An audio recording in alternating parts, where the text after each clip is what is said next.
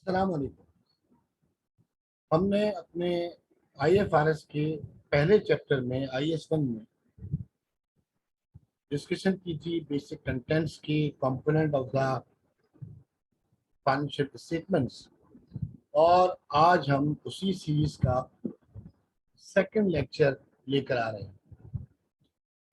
आज के लेक्चर में हमारी जो डिस्कशंस होंगी उसके जो लर्निंग ऑब्जेक्टिव्स हैं, these are the general features of the financial statements. We should cover it with the examples of the materiality and the comparatives. As you know, that the IFRS does not depict the basic criteria how to prepare the financial statements. That is why whenever we prepare the financial statement, we apply the IFRS in general. लेकिन जो IS-1 है वो ये criteria तो नहीं बताता कि अगर आप स्टेटमेंट ऑफ फाइनेंशियल पोजीशन बना रहे हैं या स्टेटमेंट ऑफ प्रॉफिट और लॉस बना रहे हैं या कैश फ्लो एक्सेट्रा, तो उसका पैटर्न क्या होगा, उसकी प्रेजेंटेशन क्या होगी. लेकिन IS-1 बाउंड करता है कि these financial statement must contain the general features or the characteristics or the properties of the financial statements. Namely, these are the fair presentation and compliance, going concern, accrual basis, materiality and aggregations, offsetting, frequency of reporting, comparative information and consistency. अब हम बारी बारी इन तमाम characteristics को study करते हैं. Number 1, the fair presentation and compliance. याद रखिएगा कि जब आप IS-1 के तहत फाइनेंशियल स्टेटमेंट्स बनाते हैं, it means you are preparing the statement of financial position or the statement of profit and loss and other comprehensive income, or the statement of changes in equity, or the statement of cash flow, or notes to the account. In preparing these financial statements, one should follow the fair presentation and compliance, means it must be compliant with the IFRS.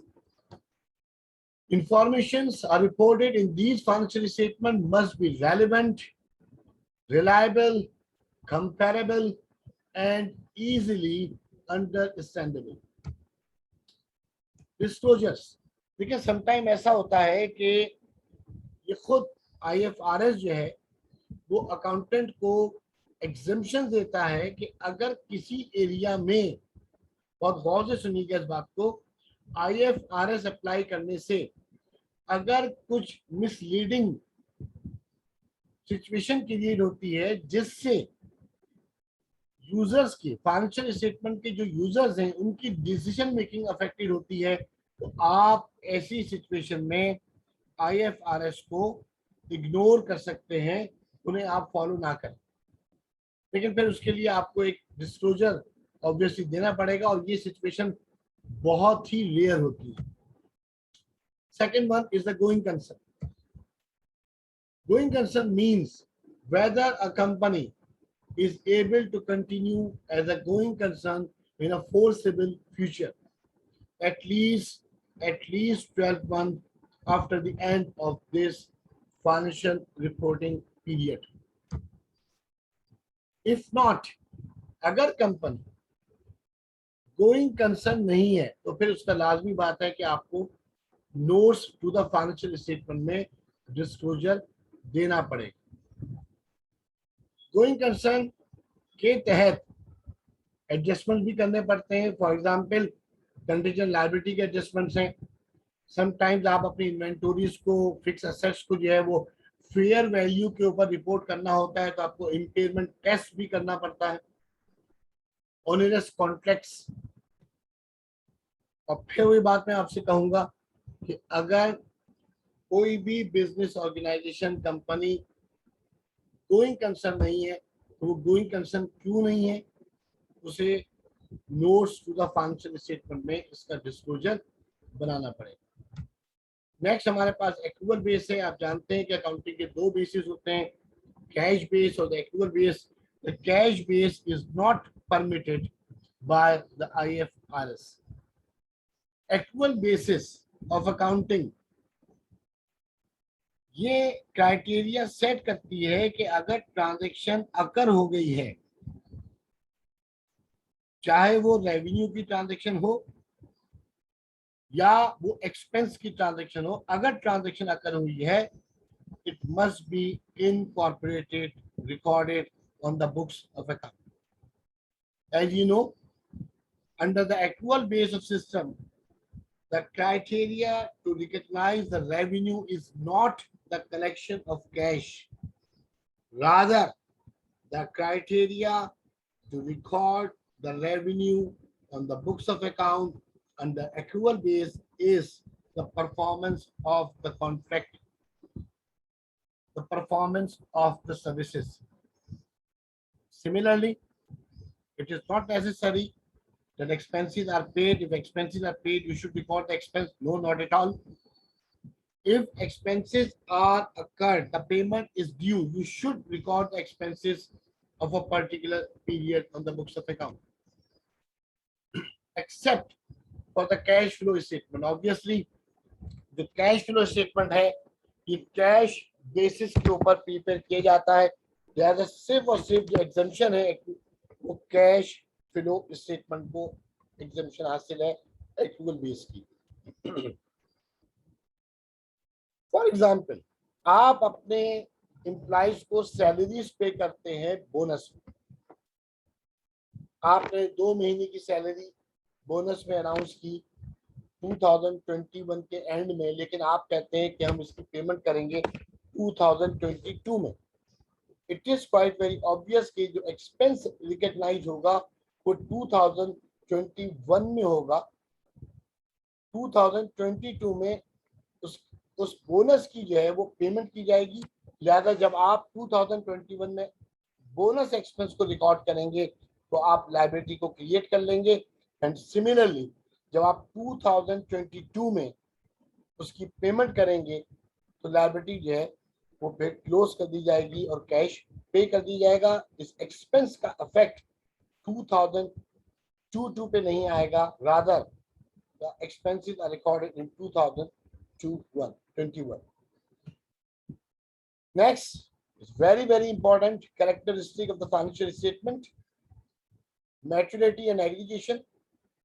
मैं request करूंगा कि अपने सुनने वालों से कि बहुत तवज्जो के साथ इस डिस्कशन को सुनिएगा। ये कैरेक्टरिस्टिक बाउंड करती है कि फाइनेंशियल स्टेटमेंट में जितने भी मटेरियल आइटम होंगे वो सब सेपरेट रिपोर्ट होंगे और जितने भी इमैटेरियल आइटम्स हैं उनको आप एग्रीगेट कर देंगे। अब अगर आप कंपनी के स्टेटमेंट ऑफ प्रॉफिट और लॉस का मुशाहिदा करें तो आप टर्नओवर रिपोर्ट करते हैं, रेवेन्यू में सेल्स रिपोर्ट करते हैं, फिर आप वन लाइन आइटम में कॉस्ट ऑफ सेल्स को रिपोर्ट करते हैं, ग्रॉस प्रॉफिट आता है। ऑपरेटिंग एक्सपेंसेस में आप सेलिंग एक्सपेंसेस को और जनरल एंड एडमिनिस्ट्रेटिव एक्सपेंसेस को रिपोर्ट करते हैं। हुआ क्या कि आपके पास जितने भी इमैटेरियल आइटम थे उनको आपने एग्रीगेट कर दिया। उसे अगर आप सेपरेट रिपोर्ट करेंगे फिर तो इतना रश होगा आपके स्टेटमेंट ऑफ प्रॉफिट लॉस में या बैलेंस शीट में कि इतनी डिटेल्ड डिस्क्रिप्शन हो जाएगी कि उसको अंडरस्टैंड करना ही डिफिकल्ट हो जाएगा। अब सवाल ही उठता है कि व्हाट इज मटेरियल। ये कैसे डिसाइड किया जाएगा कि किस अमाउंट को आप मटेरियल बोलेंगे। As you know, accounting can never be understood without having the sound knowledge of the concept and the conventions or the assumption or the principle of the accounting. यहाँ हमारी मदद करेगा accounting principle of materiality. Principle of materiality ये कहता है कि अगर किसी अमाउंट को इग्नोर करने से फाइनेंशियल स्टेटमेंट के यूजर्स के डिसीजंस पे अफेक्ट पड़ता है, then consider such amount as material पर अगर किसी अमाउंट को इग्नोर करने से यूजर्स के, फाइनेंशियल स्टेटमेंट के यूजर्स के डिसीजंस के ऊपर इफेक्ट नहीं पड़ता है, तो फिर आप उस अमाउंट को इमैटेरियल कंसीडर करेंगे।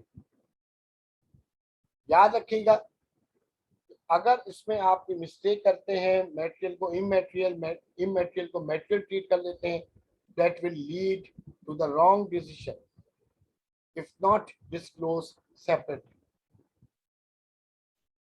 मैटेरियलिटी का जो कॉन्सेप्ट है ये साइज पे भी बेस करेगा और ये नेचर के ऊपर भी बेस करेगा। इस प्रॉब्लम को सॉल्व करने के लिए जनाब 2017 में इंटरनेशनल अकाउंटिंग स्टैंडर्ड बोर्ड ने IFRS प्रैक्टिस स्टेटमेंट इशू किया हुआ है। इसका टाइटल है मेकिंग मैटेरियलिटी जजमेंट, और आप इसे इजीली डाउनलोड कर सकते हैं www.ifrs.org for your kind reference. Next, offsetting. Offsetting depicts presenting the liability and the asset as one single net amount. Offsetting का मतलब ये होता है कि आप asset और liability को जो है वो आपस में offset करके और एक सिंगल अमाउंट के तहत इसे रिपोर्ट करें। For example, if you damage someone, for example आपने फाइनेंसिंग के ऊपर कोई व्हीकल ली हुई थी और उस व्हीकल का कोई एक्सीडेंट हो जाता है, लेट सपोज कि आपके ऊपर जो लायबिलिटी बनती है वो 50 रुपीज की बनती है और इंश्योरेंस कंपनी जो है वो आपको ये बावर कराती है, यकीन दिलाती है कि जी हम आपको कंपनसेशन पे करेंगे 45 रुपीज का। इसका मतलब कि 50 आपके ऊपर लायबिलिटी थी, 45 is the amount which is receivable from the insurance company। तो अगर आप इन्हें ऑफसेट करेंगे तो जो नेट लायबिलिटी आ रही है यहाँ पे वो 5 आ रही है। लेकिन याद रखिएगा कि asset and liability should not be offset, especially in this case where the claims and the compensations are involved, only if it is permitted by the IFRS। लिहाजा आप असेट और लायबिलिटी को जो है वो यहाँ पर स्पेशली इस केस में ऑफसेट नहीं कर सकते। सिर्फ आप ऐसी सिचुएशन में ऑफसेट कर सकते हैं जहाँ पे IFRS जो है वो आपको परमिट करता हो।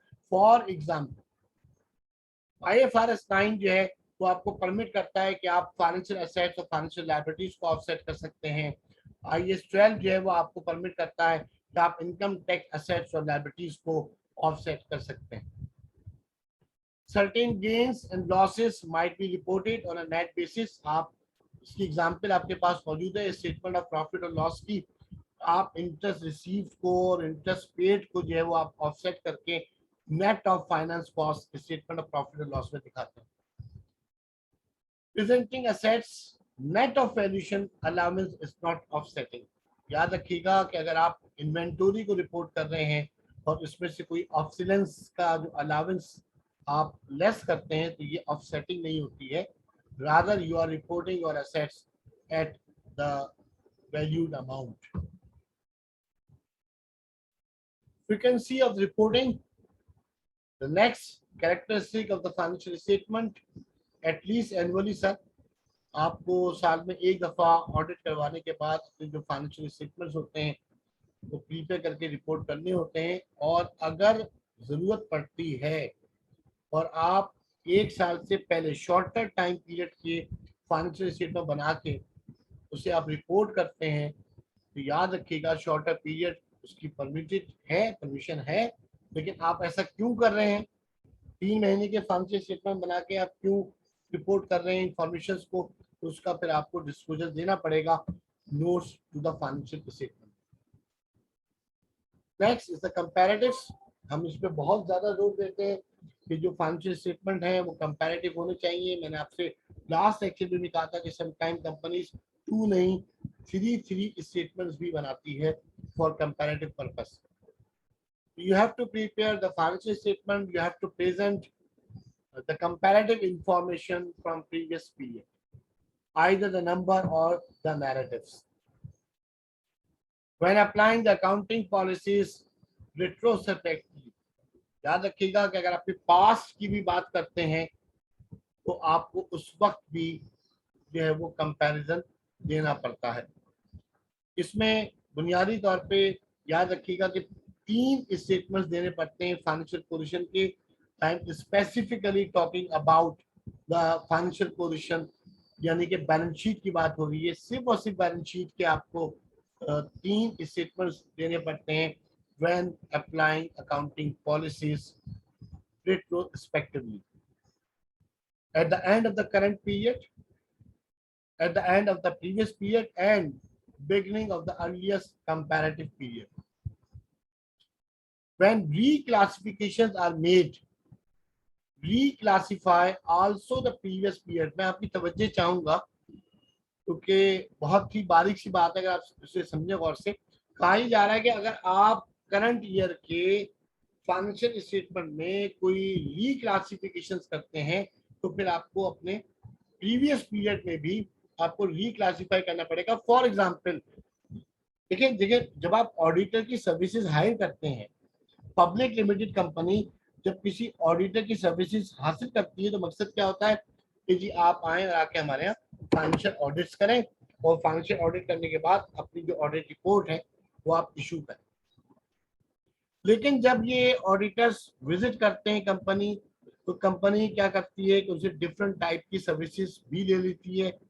आप उनसे इनकम टैक्स रिटर्न्स के हवाले से भी कंसल्टेंसी ले सकते हैं किसी भी किस्म की।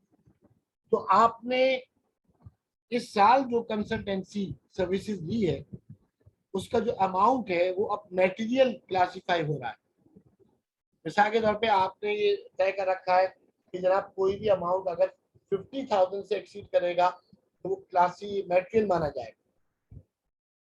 2021 में आपने ऑडिटर से कंसल्टेशन सर्विसेज ली और आपने उसका कंपनसेशन दिया था 40,000 रुपीज। अब जब 40,000 आपने लास्ट टाइम पे करा था तो ये कंसल्टेशन फी आपने एक सेपरेट शो नहीं किया था, क्योंकि जो मैच्योरिटी का कॉन्सेप्ट आप पढ़ के आ रहे हैं एग्रीगेशन के साथ, तो आपने क्या करा था लास्ट ईयर उस कंसल्टेशन फी को सेपरेट शो नहीं किया था क्योंकि वो मटेरियल अमाउंट में क्लासिफाई नहीं हो रहा था। हो सकता है आपके पास जो है वो कोई हेड आपने बना रखा हो सेलिंग के अंदर या एडमिनिस्ट्रेशन के अंदर। यूजुअली कंपनी जो है वो सर्विसेज कंज्यूम्ड का हेड लेके चलती हैं और इसमें डिफरेंट किस्म की जो सर्विसेज की पेमेंट होती है वो एग्रीगेट कर देती हैं। तो मे बी 2021 में जो आपने ऑडिटर को कंसल्टेशन चार्जेस पे किए हो, उन कंसल्टेशन चार्जेस 40,000 को आपने सर्विसेज कंज्यूम में एडमिनिस्ट्रेटिव एक्सपेंस में ऐड कर दिया। लेकिन इस दफा आपने पेमेंट की है 90,000 2022 में, तो 90,000 जो है वो क्रॉस कर रहा है 50,000 को, और आपने क्राइटेरिया सेट कर रखा है कि जी any amount which is equivalent और more than to the 50,000 will be considered as a material. तो अब आप क्या करेंगे, इस साल के स्टेटमेंट ऑफ प्रॉफिट और लॉस में आप कंसल्टेशन फी 90,000 को सेपरेट शो करेंगे, जबकि कंसल्टेशन फी का हेड 2021 में 40,000 से रिपोर्ट नहीं हुआ था। ज्यादा देखिए ये पॉइंट आपसे क्या कह रहा है, पॉइंट आपसे ये कहता है कि when reclassifications are made, reclassify also the previous period। It means कि अब आपने क्या करना पड़ेगा कि इस साल के कंसल्टेशन चार्जेस शो करेंगे आप 90,000 और लास्ट ईयर के भी कंसल्टेशन चार्जेस आप रिपोर्ट कर देंगे 40,000 से। और ये 40,000 लास्ट ईयर के स्टेटमेंट में आपने ऐड कर रखा था एडमिनिस्ट्रेटिव एक्सपेंस में, या आपने ऐड कर रखा था सर्विसेज कंज्यूम में, ये वहां से लेस करके दिखाएंगे आप। फॉर एग्जाम्पल आपने सर्विसेज कंज्यूम लास्ट ईयर दिखाई थी 1,50,000 से, तो जब आप इस साल रिक्लासिफाई कर रहे हैं और आप 2022 के स्टेटमेंट ऑफ प्रॉफिट लॉस में कंसल्टेशन फी दिखा रहे हैं 90,000 से, तो साथ में जो कंपैरेटिव बना हुआ होगा statement of profit and loss 2021 का, उसमें आप कंसल्टेशन फी को शो करेंगे 40,000 से, और लास्ट ईयर की सर्विसेज कंज्यूम को 1,50,000 के बजाय 1,10,000 से रिपोर्ट करेंगे। And the last characteristic of the financial statement is the consistency. Dear students, do remember, present the financial statement in the same manner as in the previous period. The principle of consistency must be followed. ये हमारा second lecture था IS 1 के ऊपर, general features of financial statements, और इंशाल्लाह ताला ये भी कंटिन्यूड है हमारा जो लेक्चर है। मैंने आपको कह रखा है कि मेरे अंदाजे के मुताबिक टोटल हम 5 लेक्चर्स बनाएंगे, तो IS 1 के ऊपर जो डिस्कशंस है, लिमिटेड सी डिस्कशन जो है वो कंप्लीट हो जाएंगी। तो ये लेक्चर कंटिन्यूड है। इंशाल्लाह ताला हम आपसे मुलाकात करेंगे अब नेक्स्ट लेक्चर में। आपसे बस एक ही गुजारिश है कि जो भी एफर्ट की जा रही है वो for the sake of the education की जा रही है। We have to produce more and more competent professionals, और मैं बहुत खुश हूँ, बहुत लकी हूँ कि मेरे साथ बहुत सारे स्टूडेंट्स की जो है वो टीम मौजूद है, जिसमें सरे फहरिस्त जो है वो इरफान मुस्तफ़ा और उमर मुनीर और सैयदा सना फातिमा, ये तीनों मेरे जो हैं वो शागिर्द थे और अब ये मेरे उस्ताद हो चुके हैं, और इन तीनों की जो सर्विसेज हैं वो मुझे हासिल हैं। So please like our subscribe our channel, like share and comment on this video please, ताकि हमें आपकी फीडबैक से अंदाज़ा हो कि आया हमारी डायरेक्शन दुरुस्त है या गलत है, और हम अपने काम में इम्प्रूवमेंट लेके आए। इंशाल्लाह ताला आपसे अब नेक्स्ट लेक्चर में मुलाकात होगी। अपना ख्याल रखिएगा। अस्सलाम वालेकुम।